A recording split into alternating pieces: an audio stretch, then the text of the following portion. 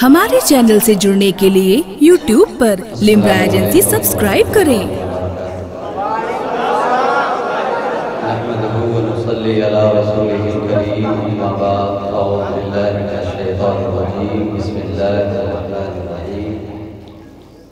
इन औलियाहु इल्लल मुत्तक़ून सदक़ल्लाहुल अज़ीम व बल्लगना रसूलुहुन नबियुल अमीनुल मतीनुल मुबीनुल करीम व नहनु अला ज़ालिका लमिनश शाहिदीन व शाकिरीन वल्हम्दुलिल्लाहि रब्बिल आलमीन। आइए तो सुनने और सुनाने से कम आकाए नामदार मदीने के ताजदार दोनों आलम के मालिक व मुख्तार आमिना के लाल हज़रत अब्दुल्लाह के लफ्ज़े जिगर अहमद मुस्तफ़ा मोहम्मद मुस्तफ़ा सल्लल्लाहु अलैहि वसल्लम की मुक़द्दस बारगाह में हदिया दरूद व सलाम व आवाज़ बुलंद पेश करने अल्लाहु रब्बु मुहम्मदिन सल्लल्लाहु अलैहि वसल्लम नहनु इबादु मुहम्मदिन सल्लल्लाहु अलैहि वसल्लम सलातु व सलामुन अलैका या रसूलल्लाह सल्लल्लाहु तआला अलैहि वसल्लम। अल्लाह तबारक व तआला का फज़्ल अज़ीम है कि उसने अपने महबूब सल्लल्लाहु तआला अलैहि वसल्लम के नवासे की महफिल को मुनक़्क़द करने की हम लोगों को उसने तौफीक दी। इतने बड़े बड़े शोरा एक साथ बहुत कम देखने को मिलते हैं, है कि नहीं? और आपको घबराने की ज़रूरत नहीं, मैं खुद से नहीं आया। जिस तरीके से इन सब लोगों को नौशाद साहब ने इंतखाब किया उसी तरीके से उन्होंने मेरा भी इंतखाब किया। मैं अपनी तरफ से नहीं आया, बस आप लोग दुआ कर दें अल्लाह तबारक व तआला सच्ची तौबा की तौफीक दे दे। ये नातिया मुशायरा है और थोड़ी देर के लिए बस मैं आपकी मोहब्बतों की अदालत में खड़ा हो गया। अब जो सलूक आप करेंगे मेरे लिए वो सही है, मैं अपनी तरफ से समझता हूँ। बस दुआ करें कि परवरदिगारे आलम हक बोलने सुनने और बोलने सुनने से ज़्यादा अमल करने की तौफीक अता फरमाए।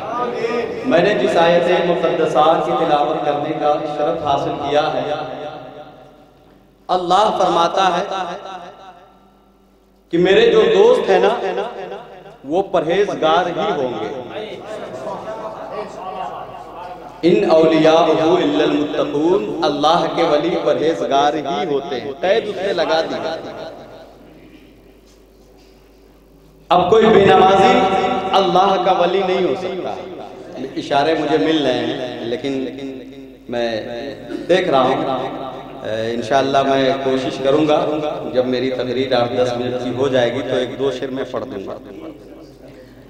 देखिए आप, अल्लाह फरमाता है मेरा जो दोस्त होगा वो परहेजगार ही होगा। बेअमल अल्लाह का वली नहीं हो सकता, बेनमाजी भी अल्लाह का वली नहीं हो सकता। परहेजगार में ये सारी चीजें आ जाती हैं, नमाज रोजा हज ज़कात सारी चीजें आ जाती हैं। इसीलिए अल्लाह तबारक व तआला ने फरमाया कि मेरा जो दोस्त होगा वो परहेजगार होगा। परहेजगार अगर ना होते तो सेब खाने के बाद मालिक को तलाश करने की जरूरत नहीं थी। परहेजगार अगर ना होते तो 12 साल तक उस बाग की रखवाली न करते। परहेजगार अगर ना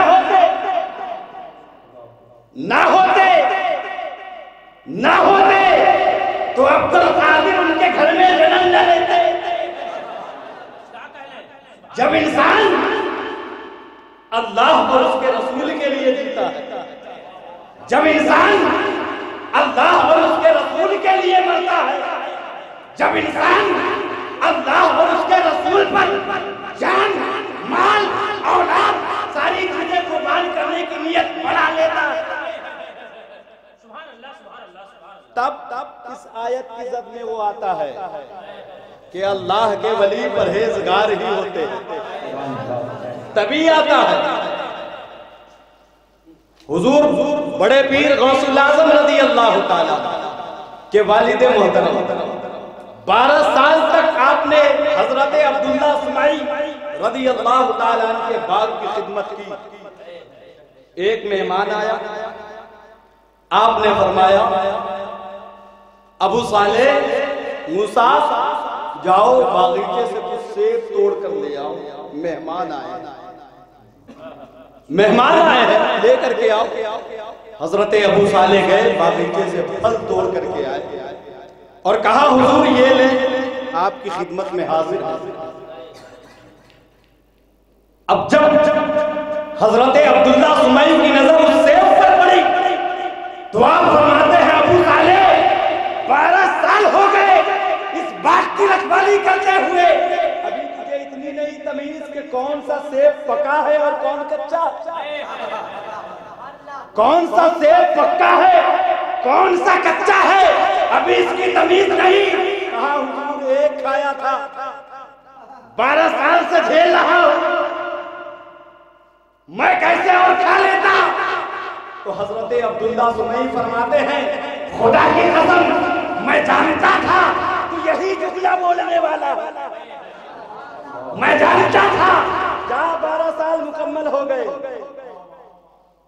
मैं तुझको आजाद करता हूं, लेकिन मैंने कहा था एक शर्त है उसको पूरा कर, मेरी बेटी है शादी कर। वाकया बहुत आप लोगों ने ये सुना है, बड़ी तेजी से आप आगे आए। हजरत अब्दुल्ला सुमई ने कहा मेरी लड़की है शादी कर लो, शादी हो गई।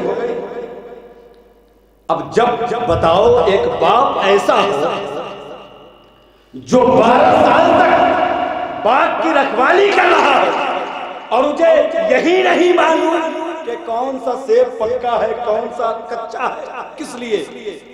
खुदा के खौफ से आपने नहीं खाया, अल्लाह का डर आपके दिल में था। जब इतने पाक लोग और मां का आलम ये वाकई आप सुन चुके हैं, तेजी से आगे बढ़ते हैं। जब ऐसे पाक लोग मिलते हैं तो हम जैसे नालायक नहीं, अब्दुल कादिर पैदा हुआ करता है, अब्दुल कादिर ही पैदा होता है। ये अब्दुल कादिर पैदा हो गए, बड़े पीर गौसुल आज़म रज़ी अल्लाह तआला अन्हु पैदा हो गए। 7 साल तक जंगल में घूमते रहे, 25 साल तक जंगल की पत्तियां खाकर गुजारा करते रहे। और जब वक्त आया जब आपके कांधे के ऊपर उलमाए बगदाद ने जिम्मेदारियां डाली तो हुजूर बड़े पीर गौसुल आज़म रज़ी अल्लाह तआला अन्हु बगदाद के हर मदारिस में दाखिल हुए। अब देखें यहाँ से एक पैगाम है जो आप तक पहुंच जाए, दुआ करें अल्लाह तबारक व तआला हक बोलने की तौफीक अता फरमाए। हुजूर बड़े पीर गौसुल आज़म है, जिम्मेदारियां आई, बगदाद मुअल्ला में जितने मदारिस है सबका आप मुआयना कर रहे हैं और जितने असातिज़ा हैं सबको आपने बुलाया और बुलाने के बाद कहा अपने बच्चों को मेरे सामने खड़ा करो। बच्चे सामने खड़े कर दिए गए। गौसुल आज़म रज़ी अल्लाह तआला ने बच्चे के पास पहुंचे, कहा बेटा ये बता यहाँ पर सूखी रोटी क्यों चबा रहा है, टूटी हुई चटाई पर बैठकर कुरान की तालीम हासिल क्यों कर रहा है? बेटा ये बता माँ बाप की मोहब्बत को छोड़कर बगदाद में मदरसे में टूटी हुई चटाई पर बैठकर कुरान की तिलावत क्यों कर रहा है? बताओ इल्म दीन हासिल क्यों कर रहा है? किसी ने कहा मैं मुक़र्रिर बनना चाहता हूँ, किसी ने कहा मैं मुफक्किर बनना चाहता हूँ, किसी ने कहा मैं मुहद्दिस बनना चाहता हूँ, किसी ने कहा मुझे लोग कारी साहब कह करके बुलाएंगे, किसी ने कहा मुझे मुफ्ती साहब कह करके बुलाया जाएगा, किसी ने कहा मुझे नाज़िम साहब कह करके बुलाया जाएगा। एक बच्चा कोने में खड़ा, गौसुल आज़म पहुंचे, देखा चेहरा मुरझाया हुआ है, नजरें झुकी हुई हैं। गौसुल आज़म फरमाते हैं बेटा ये बता तू यहाँ क्यों पड़ा है? क्या तुझे भी मुकर्रिर बनना है? क्या तुझे भी खतीब बनना है? क्या तुझे भी शौक है कि दुनिया वाले कारी साहब कह करके बुलाए? क्या तुझे भी शौक है लोग मुकर्रिर तुझको कहे? कहा नहीं हुजूर मुझे इन चीजों का शौक नहीं, मैं कुरान सिर्फ इसलिए सीख रहा हूँ, हदीस सिर्फ इसलिए मैंने पढ़ी है ताकि रसूलुल्लाह के दीन की मैं खिदमत करूं, रसूलुल्लाह के दीन की मैं कहना था। बड़े पीर फरमाते मौलाना, अगर ये बच्चा तेरे मदरसे में आज ना होता तो तेरे मदरसे को मैं आग लगा देता। ऐसे मदरसों की कोई जरूरत नहीं जहां पर दुनिया कमाने की तालीम दी जा रही है। ऐसे मदरसों की कोई जरूरत नहीं जहां बच्चों को यह मिजाज दिया जा रहा हो कि मुझे कारी साहब कह करके पुकारा जाए। ऐसे मदरसों की कोई जरूरत नहीं जहां बच्चे को यह तालीम दी जाती हो कि तकरीर करना सीख लो, पैसे बहुत कमाओगे। खुदा की कसम, तालीम इसलिए हासिल करो ताकि तू रसूलुल्लाह के दीन की खिदमत कर सके। और ऐसा नहीं है कि तकरीर के जरिए से ही रसूलुल्लाह के दीन की खिदमत की जा सकती है, ऐसा नहीं। आला हजरत ने नात खानी के जरिए से भी दीन की खिदमत की है, शायरी के जरिए से भी दीन की खिदमत की है। यही वजह थी कि जब नान पारा से सवाल आया तो आपने कहा था करूं मदहे अहले दरवाजा। ये दीन की खिदमत नहीं है तो और क्या है? शायरी के जरिए से भी दीन की खिदमत हुआ करती है, ये शोरा है। खुदा की कसम, ये भी ये नियत रखें कि नादिया शायरी के जरिए से हम रसूलुल्लाह के पैगाम को आवाम तक पहुंचाएंगे। अगर ये नियत है तो अल्लाह तबारक व तआला हमारे इस महफिल को भी अपनी बारगाह में कबूल कर लेगा, हमारे नात पढ़ने को भी परवरदिगारे आलम अपनी बारगाह में कबूल कर लेगा। अगर ऐसे नियत नहीं हुई तो आप समझ सकते हैं, इसलिए कि ये जो मामला हमारा है ये अमल के ऊपर है, नियत के ऊपर है। जैसी नियत होगी वैसी बरकत होगी। ये अब्दुल कादिर आलिम, फाजिल, मुफक्किर, मुहद्दिस, गौस, अब्दाल बनने के बाद जब बगदाद की जामे मस्जिद की मिंबर पर खड़ा होता है और अपने आका सल्लल्लाहु अलैहि वसल्लम की शान में वाज सुनाना शुरू करता है तो बैक वक्त एक मजमे में 70 हजार लोग बैठा करते हैं। 400 से ज्यादा तलबा, मुफ्तियान कराम, मुहद्दिसीन कलम कापी लेकर के बैठते उनकी तारीखी जुमलों को नोट करने के लिए। ये अब्दुल कादिर जिलानी है। देखें आप, मैं बड़ी तेजी से 10 से 15 मिनट के अंदर अगर मिजाज बन गया तो बहुत कुछ दे करके चला जाऊंगा, वरना यहां से लेकर के चला जाऊंगा।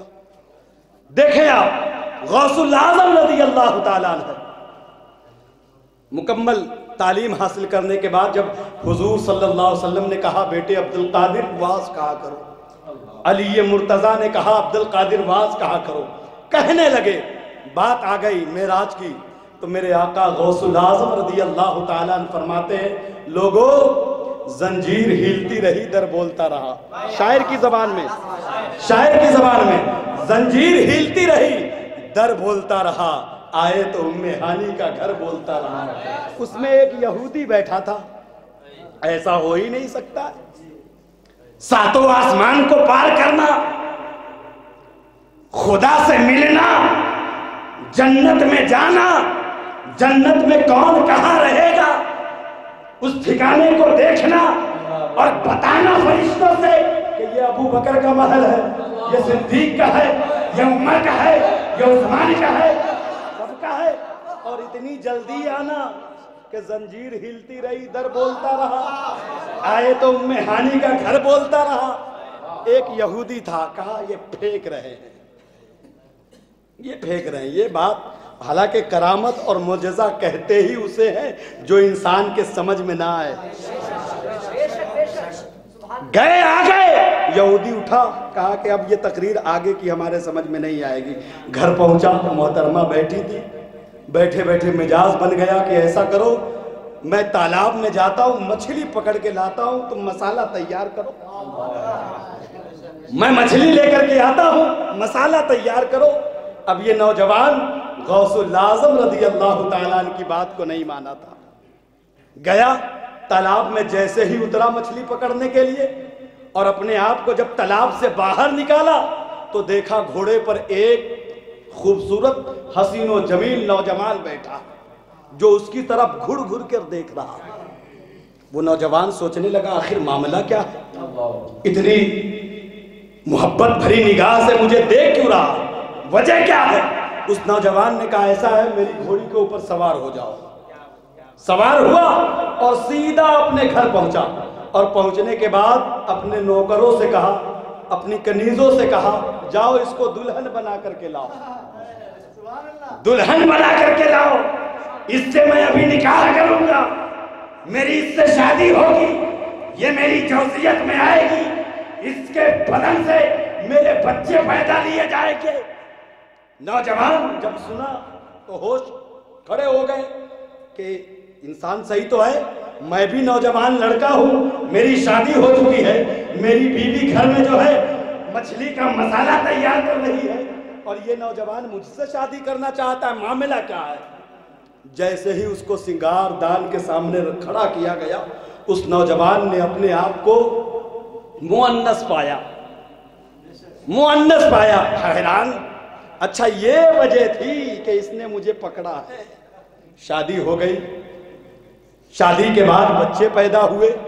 अब वो अचानक से सैर करते हुए उसी तालाब के किनारे पहुंची और अच्छा ये बताएं आप, शादी अगर किसी इंसान की हो जाए तो ऐसा है तो है नहीं कि दूसरे दिन बच्चा पैदा हो जाता है। कितनी भी मेहनत करो तो कम से कम साल भर, साल भर के बाद ही बाप बनता है इंसान, या 9 महीने के बाद। लेकिन वो नौजवान जो मुज़क्कर था मुअन्नस हुआ, शादी हो गई, जाहिर सी बात है साल भर के बाद ही बच्चा पैदा हुआ होगा। और एक नहीं कई बच्चे पैदा हुए तो कई भी एक साथ नहीं हो सकते हैं, कई साल लगे होंगे। अब वो नौजवान उसी बागीचे की तरफ टहलता हुआ तालाब के किनारे पहुंचा तो उसी तालाब के अंदर डुबकी जब लगाई और अपने आप को जब बाहर निकाला और तालाब में झांका तो कहा ठीक है, अब मैं मुअन्नस नहीं हूं, मुज़क्कर हूं। घर पहुंचा तो देखा बीवी अभी मछली का मसाला तैयार कर रही। अल्लाह, मछली का मसाला तैयार कर रही। बीवी ने कहा, मियां इतनी जल्दी आ गए, मछली कहाँ है? कहा तुम्हारा दिमाग तो सही है, तुम्हारा दिमाग तो सही है, मैं जल्दी आ गया। अरे मेरी शादी हो चुकी है, मुझसे बच्चे जन्म लिए जा चुके हैं, मैं मुज़क्कर था, मैं मुअन्नस में तब्दील हो गया था। आखिर ये तुम क्या कह रही हो? कहा कि झूठ बोल रहे हो आप। आपने कहा था मछली का मसाला तैयार करो, देखिए मैं अभी मछली का मसाला तैयार भी नहीं किया, अभी सिल्वर पर मसाला रखा ही हुआ है और आप कहते हैं कि शादी हो गई, बच्चे जन्म लिए जा चुके। उस यहूदी की जहन में बात आई, हो न हो ये अब्दुल कादिर की करामत है, ये अब्दुल कादिर की करामत है। बीवी के हाथ को पकड़ा और पकड़ने के बाद गौसुल आज़म की महफिल में हाजिर हुआ। अब मेरे आका ने उसको देखा और देखने के बाद कहा, लोगों जिसको मेराज का वाकया न समझ में आया हो जाकर यहूदी से पूछो, पता चल जाएगा, पता चल जाएगा। ऐसे ही मेरे आका ने नहीं कहा कि कयामत का दिन 50,000 साल का होगा, लेकिन मोमिनों के लिए, आका के सच्चे दीवानों के लिए ऐसे है जैसे असर की नमाज पढ़कर उसने सलाम फेर दी। समझ रहे हैं आप? ऐसे ही नहीं कहा 50,000 साल का दिन होगा, लेकिन गौसुल आज़म के मानने वालों के लिए नहीं, ख्वाजा गरीब नवाज के चाहने वालों के लिए नहीं, गरीब नवाज से सच्ची अकीदत रखने वालों के लिए नहीं, हमारे लिए तो वैसा ही है जैसे असर की मैंने नमाज पढ़ी और सलाम फेर दी। लेकिन कब? जब हम सच्ची अकीदत रखेंगे तब। दुआ करें परवरदिगार आलम गौसुल आज़म रज़ी अल्लाह ताला अन्हु से सच्ची अकीदत व मोहब्बत रखने की तौफीक अता फरमाए। और गौसुल आज़म रज़ी अल्लाह ताला अन्हु की जो ये महफिल मुनक़्क़िद की गई है, परवरदिगार आलम हम लोगों की तरफ से हुजूर गौसुल आज़म रज़ी अल्लाह ताला अन्हु की बारगाह में कबूल फरमा ले। अल्लाह तबारक व तआला की बारगाह में दुआ है, रब्बे कदीर जी, कहने सुनने से ज़्यादा रब्बे कदीर हम लोगों को कलेमात हसना पर अमल करने की तौफीक अता फरमाए और किसी भी किस्म की ख़ता या गलतियाँ हुई हो अपने हबीब के तवस्सुल से तमाम गलत को माफ़ फरमाए। दरूद शरीफ का नजराना अक़ीदत पेश कर लें। एक दो शेर मैं पढ़ देता हूँ क्योंकि ये मुशायरा है, बहुत ज़्यादा तकरीर के लिए वक्त नहीं ले सकते क्योंकि हमारे दरमियान ऐसे ऐसे शोरा हैं जो एक जलसे के लिए अकेले ही काफ़ी हुआ करते हैं। अल्हम्दुलिल्लाह अब तक आप सुनने के बाद आजमा चुके होंगे कि कितने काबिल लोग यहाँ पर आए हैं। और ये हकीकत बात है दोस्तों कि शायरी के ज़रिए से भी पैगाम को पहुँचाया जाता है। अगर ऐसा ना होता तो अल्लामा इकबाल शायरी न कहते, ऐसा ना होता तो मेरे आका आला हजरत हदायत बख्शिश न लिखते। ऐसा है कि शायरी के जरिए से काम होता है, लेकिन हमारे चैनल से जुड़ने के लिए YouTube पर लिम्रा एजेंसी सब्सक्राइब करें।